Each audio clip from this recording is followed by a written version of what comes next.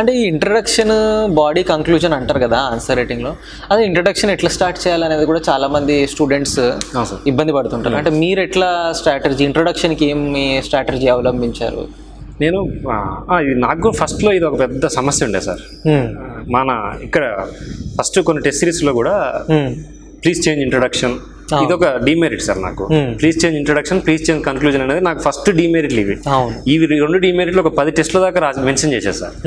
ఎందుకు ఇక్కడ పోతుంది చాలా సార్లుగా నేను నడుచుకుంటే హాస్టల్కి వెళ్ళేటప్పుడు కూడా నేను థింక్ చేసుకుంటాను సార్.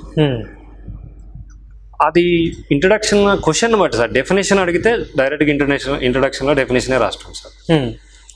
లేదు క్వశ్చన్ కొద్దిగా లాజికల్గా ఉంటే దానికి సంబంధించిన డేటాతో స్టార్ట్ చేస్తాం సార్. ఓకే, డేటా తోటి ఇంట్రడక్షన్ స్టార్ట్ చేయటం, కొటేషన్ తోటి ఇంట్రడక్షన్ స్టార్ట్ చేయటం. అంటే కొటేషన్ రాసినప్పుడు ఎవరి కొటేషన్ అని కూడా మెన్షన్ చేసేవాళ్ళు చేస్తాం సార్. ఇప్పుడు మూమెంట్ లో ఒక క్వశ్చన్ ఉంటుంది సార్. మూమెంట్ లో కాలేజీ గారి గురించి మన టెస్ట్ సిరీస్ లో ఒకటి అడిగారు సార్. కాలేజీ గారి ఒక డైలాగ్ ఒక కొటేషన్ ఉంటుంది సార్. అన్యాయాన్ని ఎదిరిస్తేనే నాకు గెలుపు, అట్లా ఒక కొటేషన్ ఉంటుంది సార్. అది మెన్షన్ చేసి ఇలా తెలంగాణ కోసం నిరంతరం కృషి చేసిన కాళోజీ గారు చివరి వరకు కూడా అట్లా తీసుకొచ్చడం, ఇంట్రడక్షన్ అలా తీసుకొచ్చడం సార్.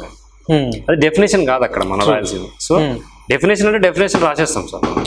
ఇది జనరలైజ్డ్ క్వశ్చన్ కాబట్టి ఆ వ్యక్తికి సంబంధించి ఒక కొటేషన్తో స్టార్ట్ చేసి, లేదు ఇంకా వేరే క్వశ్చన్ అయితే డేటాతో స్టార్ట్ చేయటం, ఇలా యాడ్ చేసుకుంటూ వచ్చాం సార్. అది ఒక యూనిక్నెస్ వచ్చేసింది ఆటోమేటిక్గా. అంతే సార్.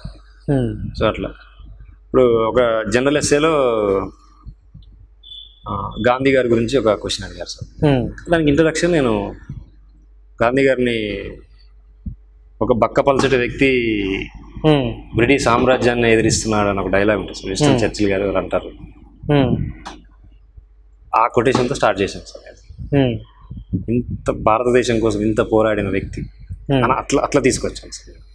సో అట్లా అవసరాన్ని బట్టి కొటేషన్, అవసరాన్ని బట్టి డేటా, డెఫినేషన్ అంటే as it is definition sir. అంతే. కంక్లూజన్ ఎట్లా ఇచ్చేవాళ్ళు?